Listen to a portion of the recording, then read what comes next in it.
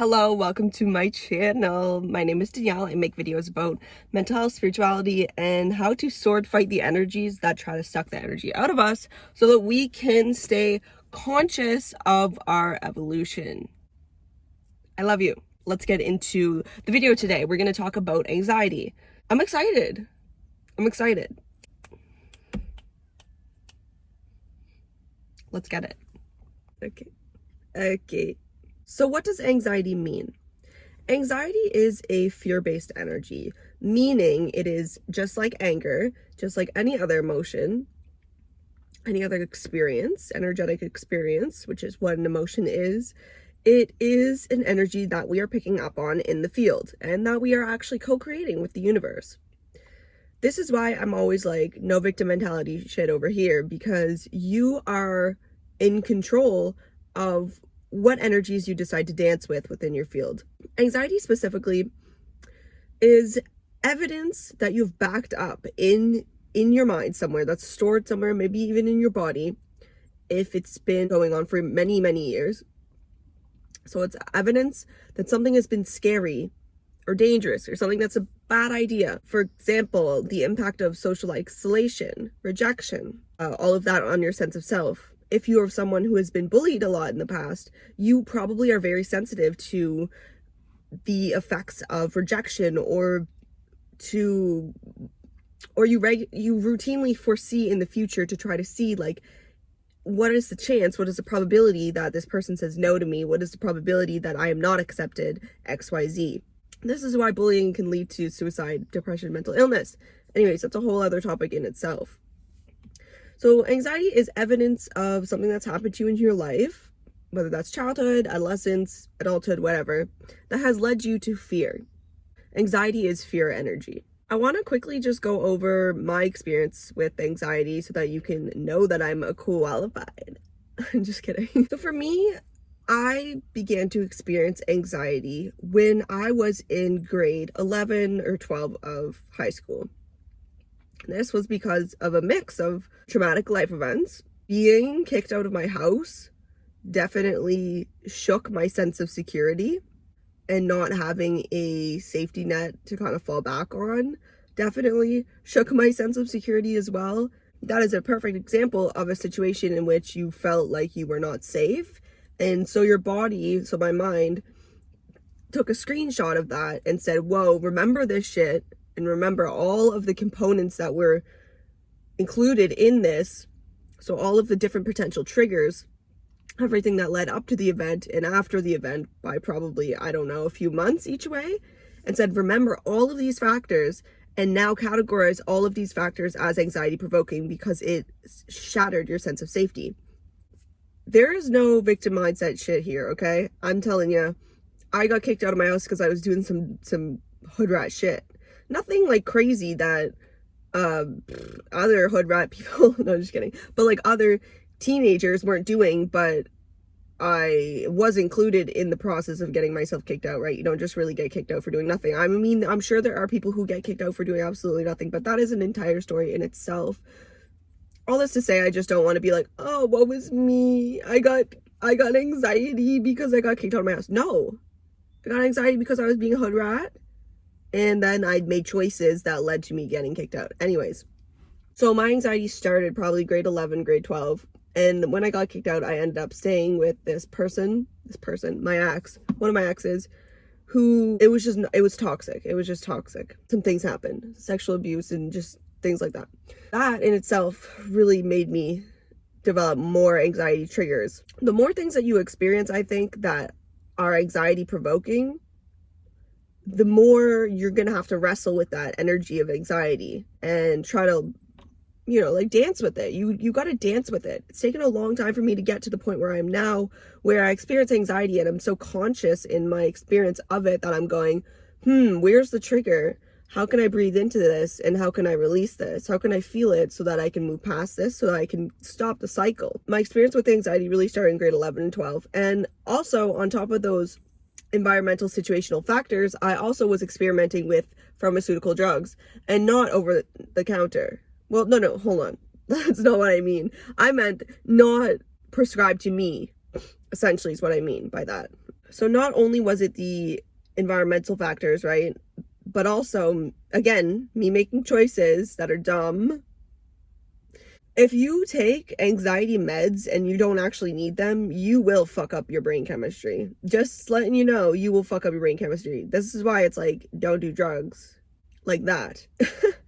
Because it's no bueno. It's no bueno is what I'm saying, basically. Now I'm fine. So it's not like it's irreversible, but it did stay for a while. I also want to say that it wasn't just me messing with pharmaceutical drugs in like grade 12 that like changed my whole life. No, that's a little ridiculous. But for a part of my life, yes, it did. But also, it's not just that, right? It was the situational events of where I was like, oh shit, I really don't have safety.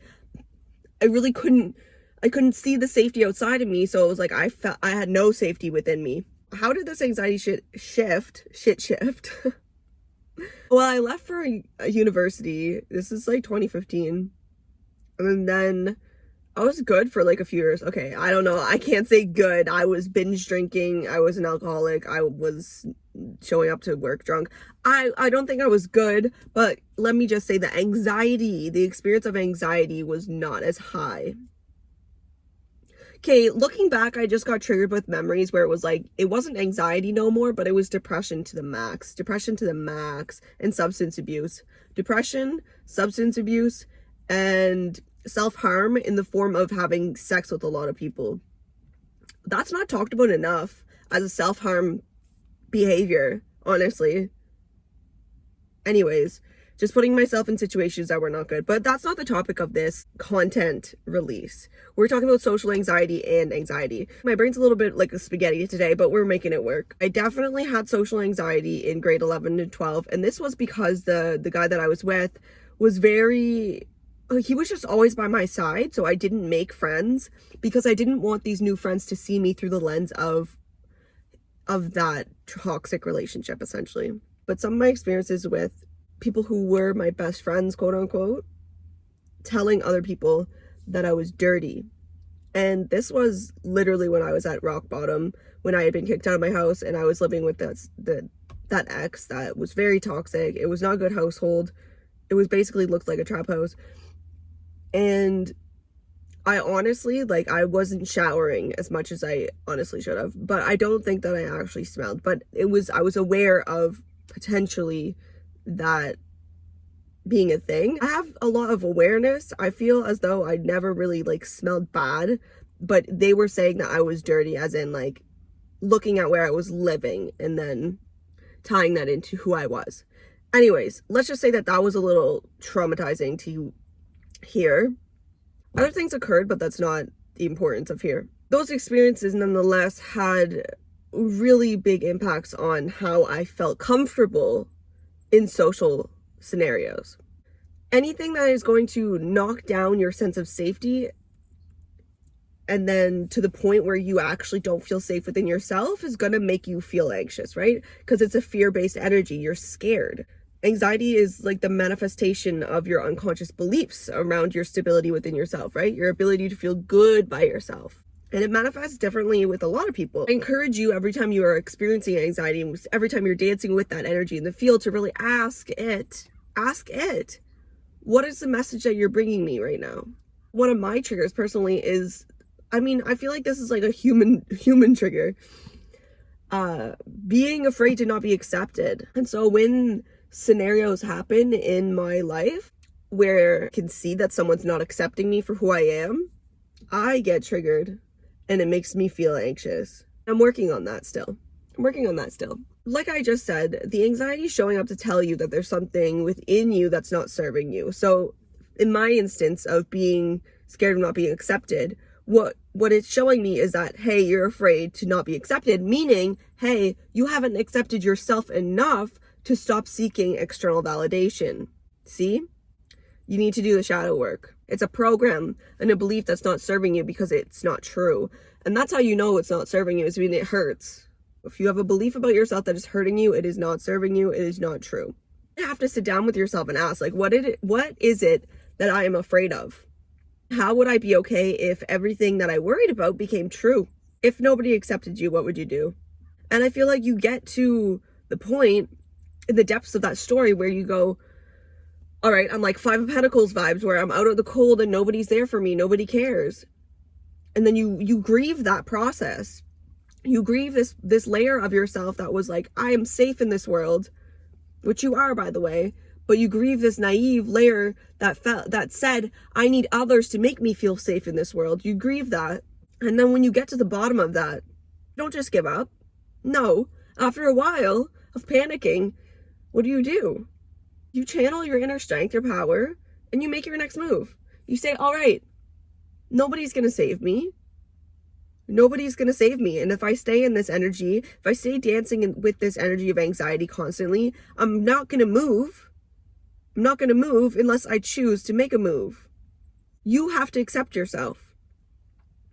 You have to choose that you're good enough, that you're worthy, because you are. You have the power to choose not to let the fear of anxiety rule you.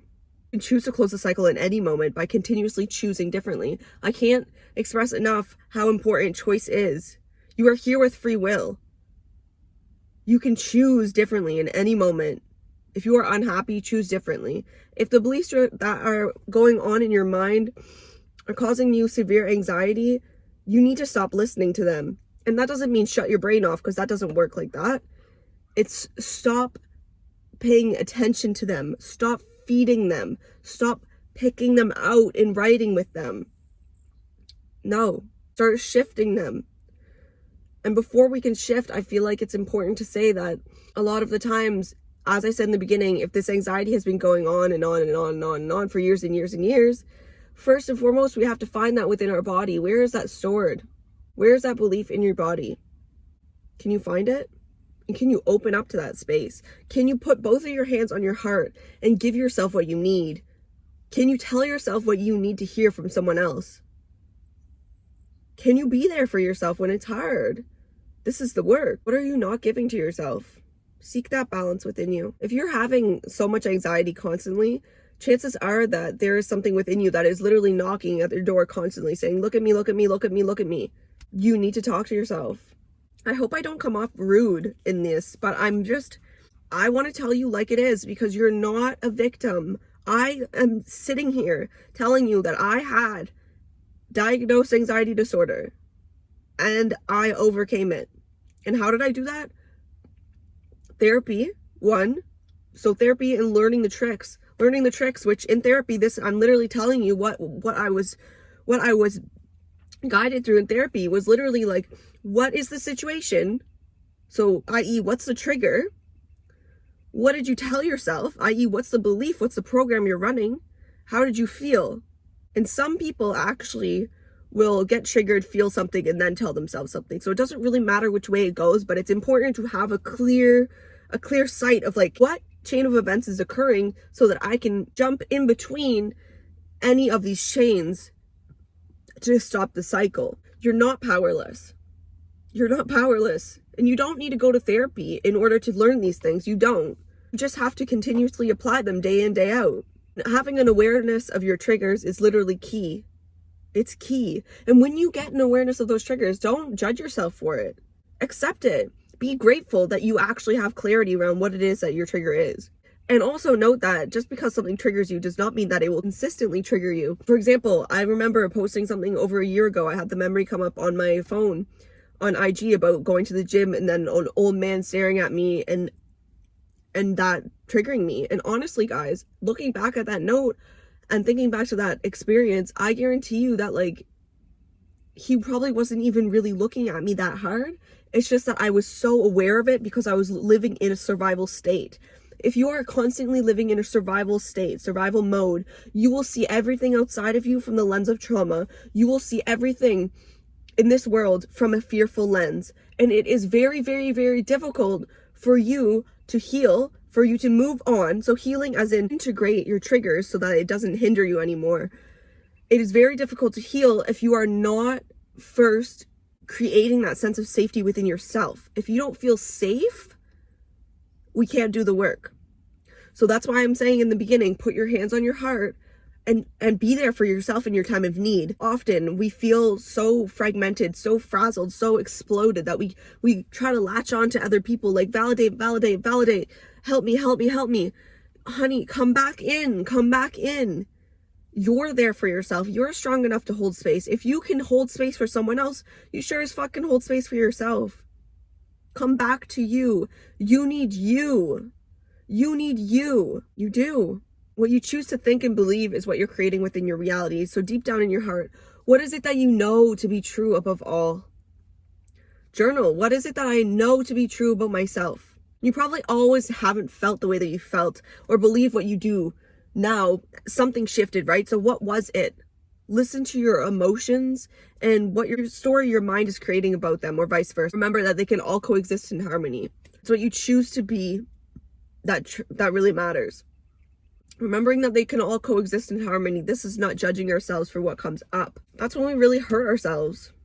It's when we judge ourselves for what is. There's nothing is ever good or bad. It just is what it is. So I want you to journal and choose who you are and what you're going to be and what you want to act like, and believe it as such. Become self-assured in yourself, right? We're talking about creating that safety. Day in and day out, do the work to fall back in acceptance and in love with yourself and take care of yourself.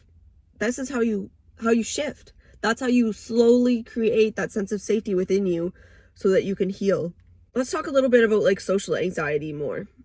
So social anxiety, in my experience, has been like catastrophizing about all of the possible fears or scenarios that could go wrong, right? This person might think this person probably thinks this, blah, blah, blah, blah, blah. I just want to tickle your brain and let you know that if you are someone who deals with anxiety, social anxiety, whatever kind of anxiety it is, that you have an incredible imagination.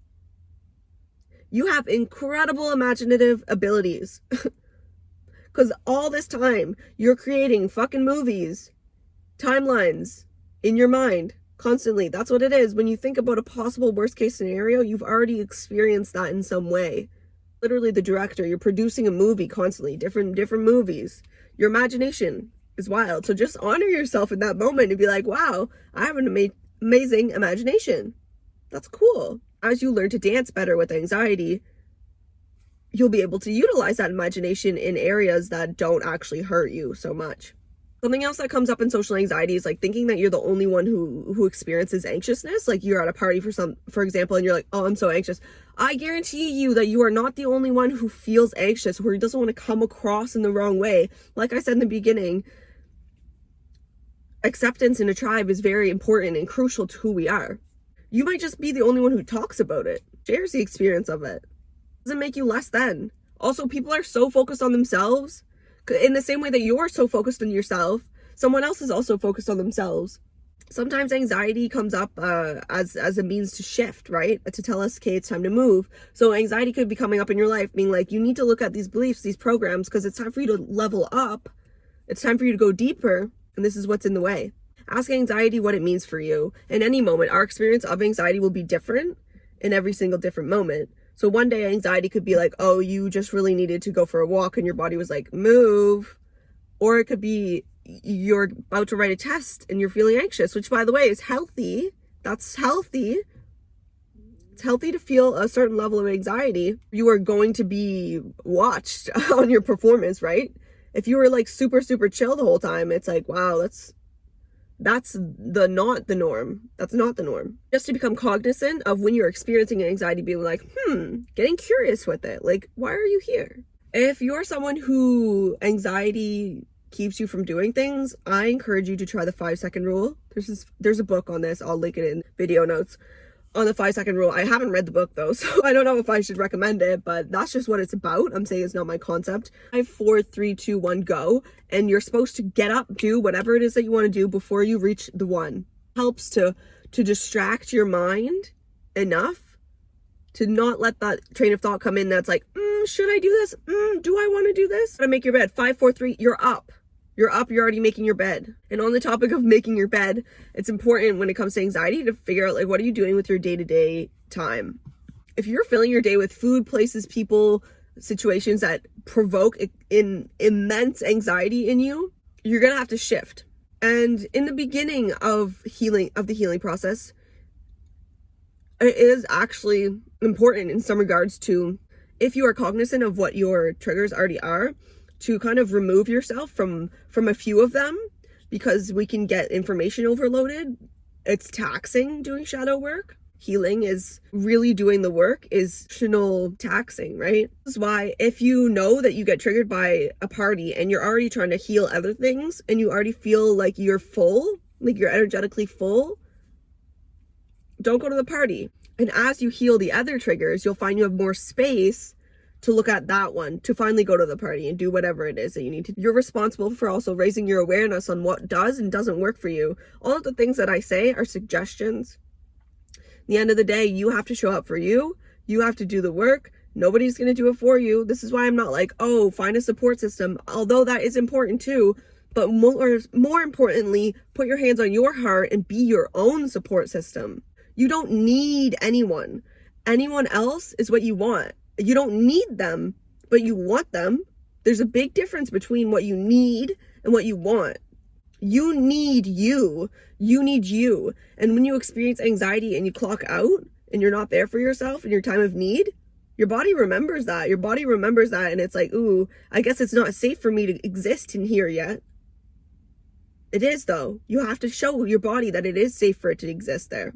I know for me personally, food is a really, really, really something that affects whether I feel anxious or not. I cannot eat fast food. It makes me feel anxious. And if you're like me, I recommend not eating fast food. It's as simple as that. Don't eat fast food.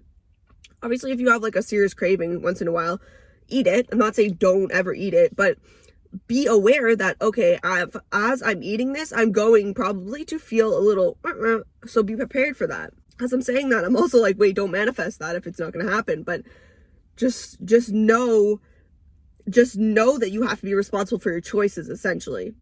Alcohol is another thing that makes me anxious too. Not drinking it, but the hangover portion definitely makes me feel anxious. And so I know if I drink and I'm hungover, when I'm experiencing that anxiety, I can tell myself this is because of that, right? This is because I chose to drink.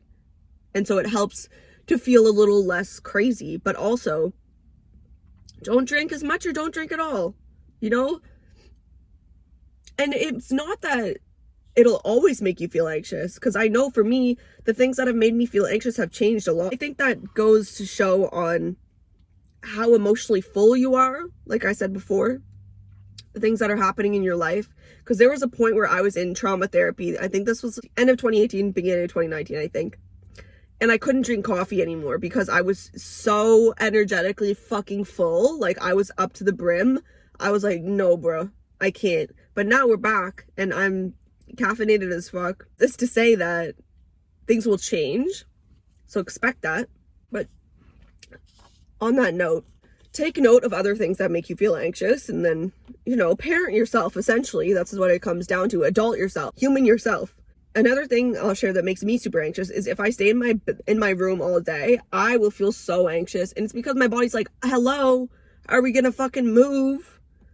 Are we gonna move? Can we do something? I'm bored. So in that moment, I'm like, oh, I feel anxiety. And then I know, oh, the message here is move.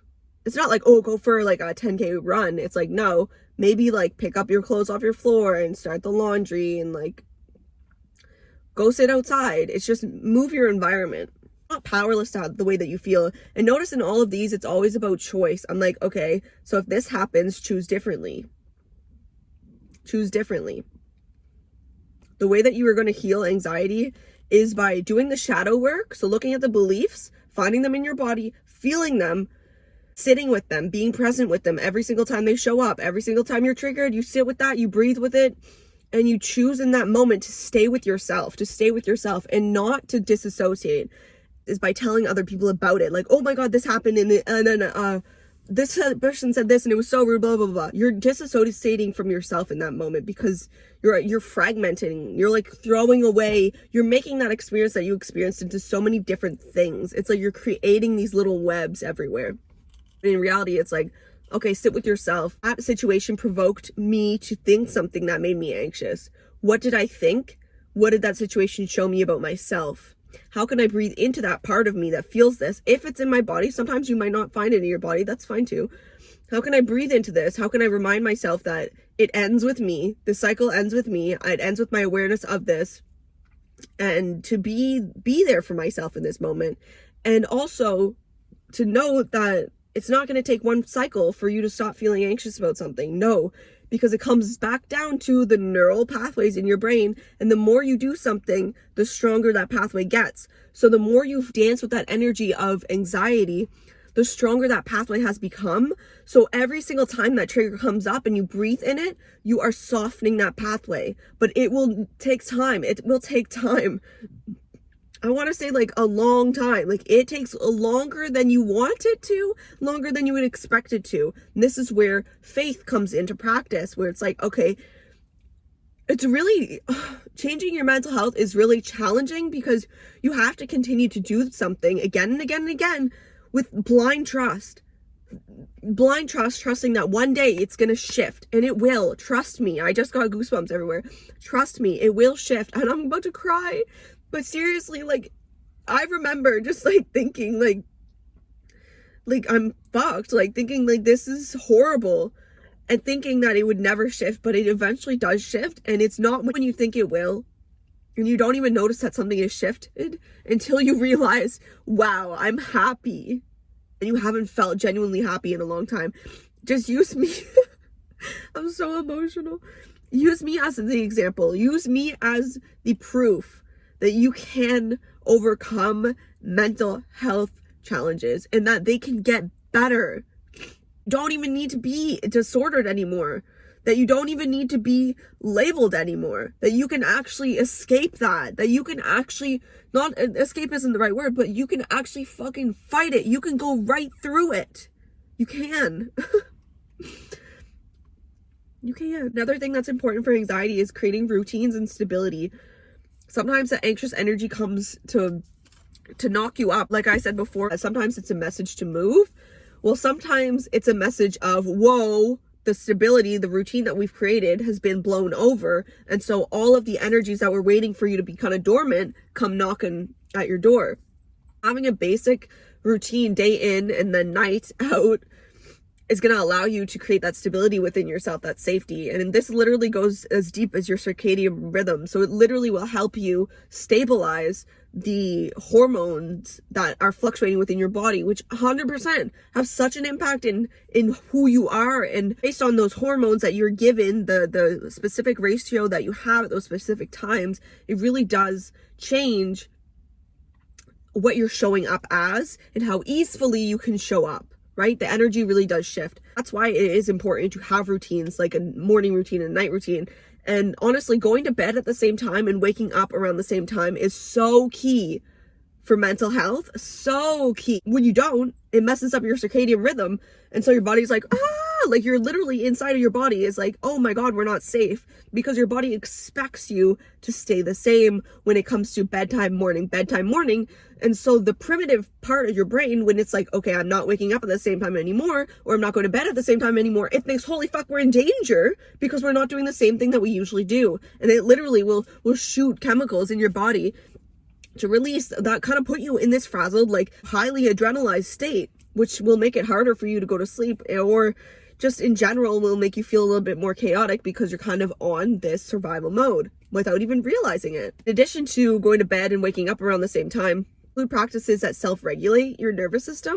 So things like breath work, yoga, walking, and meditation. Walking as in like just breathing and just noticing your surroundings, right? That's a walking meditation. And when it comes to meditation, you can literally be meditating washing the dishes.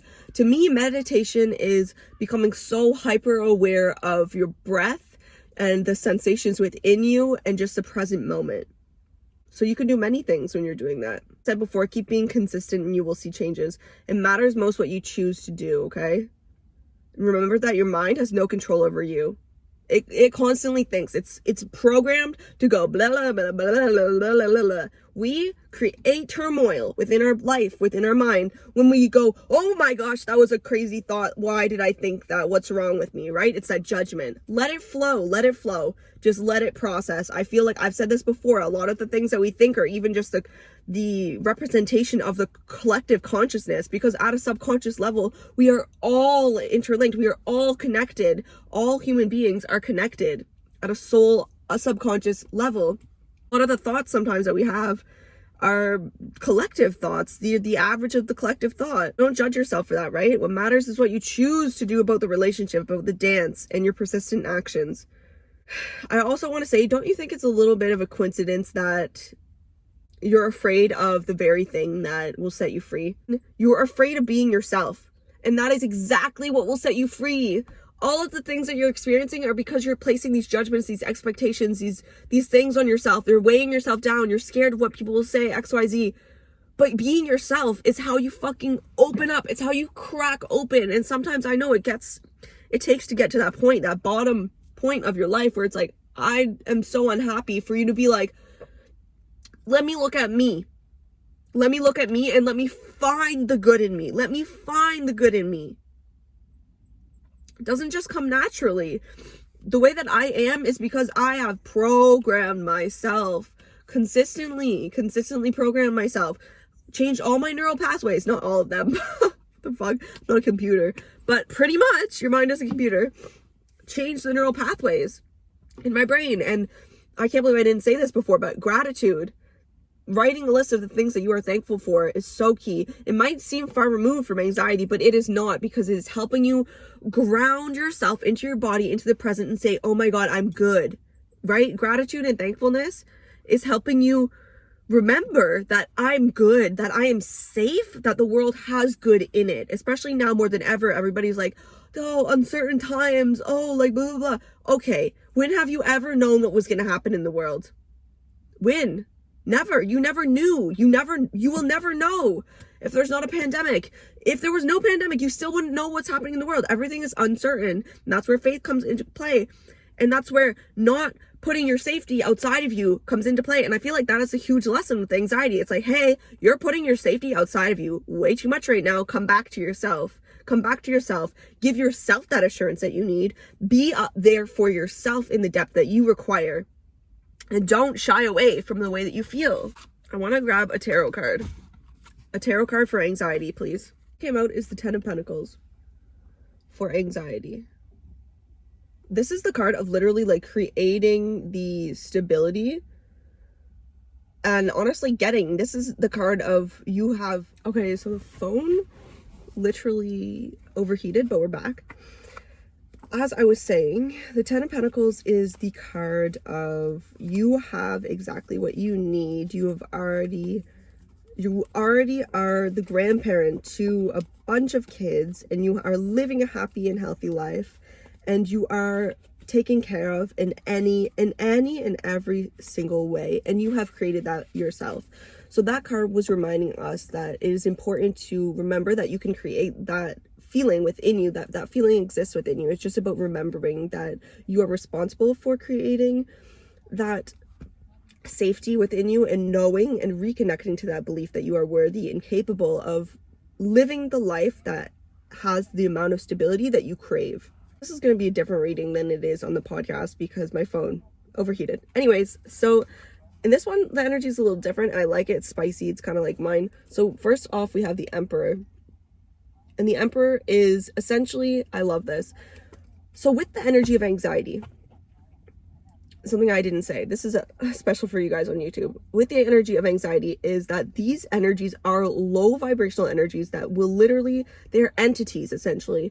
Entities that are sucking the life force out of you. And you can tell because when you feel anxiety, you don't feel an expansion, you feel a contraction. You feel that it's sucking on you, right? You feel drained, essentially. And that's what an entity, a low vibrational entity does. It sucks on you, it drains on you. So they're waiting for you to be kind of at a mercy, at a fall, so that they can suck on you, right?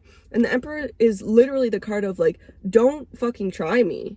The Emperor is like, I know who I am, and I don't let anybody fuck with my boundaries. So it's kind of like maybe that having that kind of vibe towards the anxiety that you experience would be helpful for you. This really depends on the kind of person, but for me, I know that definitely has helped me lately, being like, when anxiety comes up, when it comes up and I'm like, no, like, fuck you, like, I'm not down for this. I'm not down for this. I'm gonna move forward into something different. I'm gonna see the message of anxiety, right? I'm going to pick up the message of anxiety. What is it teaching me? Of course, I'm still doing that introspective process so that I can really breathe into it, but I'm choosing to move forward. I'm seeing what is the message. The Page of Swords is literally, what is the message?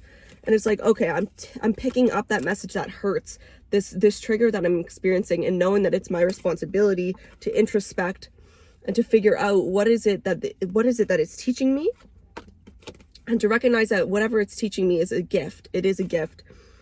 And even though it hurts, it's possible for you to move forward in this, and it really does play a huge key role in your development as a human being. When we learn to pluck out the beliefs that no longer serve us and integrate them in our being so that we can be more peaceful, so that we can experience this balance that is required for us to thrive, so that we can really connect back to our heart space, we can literally then this energy of being like, oh my god, it's so stuck in your head, is going to dissipate. It's going to go down. And like I said, remember, it doesn't happen instantly. It doesn't happen overnight. It happens over repetitive practice of weakening the neural pathways, essentially, and strengthening the neural pathways that will lead you to destinations like this.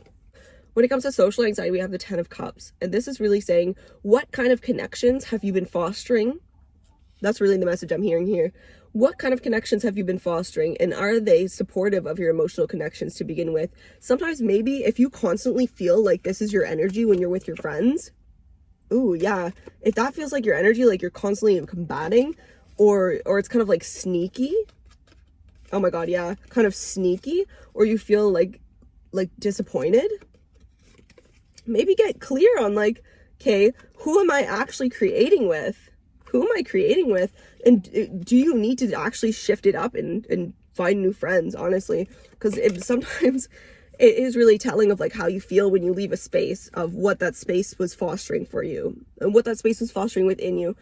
You shouldn't stay in environments that are constantly draining you. I want to say that right off the bat. If they're really good friends, you should be able to say like, oh, I'm feeling a little anxious right now about this, and just to be able to talk it out with them instead of hiding all of those emotions in the dark so that you feel less alone. Again, like I said before, like social anxiety, these are things that you can actually overcome. They're not things that you are going to be stuck with. And it all starts with the desire to do so. The Page of Wands is literally about the desire, this idea brewing within, the motivation to do so. All you need is the will. I love you. I'm going to get one more card, and then I feel like I should stop this so my phone doesn't blow up. Ooh, these are powerful cards. So we have one step is all you need. Like I said, this is coming back to the to the fact that it's a neural pathway that has been created, right? Anxiety, dancing with anxiety, you've been doing it for so long that it's created this strong neural pathway. So all you need to do is take one step, one choice in the other direction, meaning one choice in not believing the same beliefs that are hurting you anymore. You also have magic happens when you most expect it. I love this because it's so true. It's so true, right? If you believe you can succeed, you will. If you believe you can't, you won't. So it's like the more you expect yourself to do something, the more you expect yourself to be able to overcome this, the more you'll be able to. So like I said, it's like cozy up with risk. Yes, that's another thing. Like anxiety will become so comfortable for you if you've been dancing with it for a long time. So you saying, actually, no, it is safe for me to go in this group of friends. It's safe for me to venture somewhere I haven't been. It's not going to feel comfortable, but you need to cozy up with risk if you really want to change something. Bliss is worth creating from. Yes.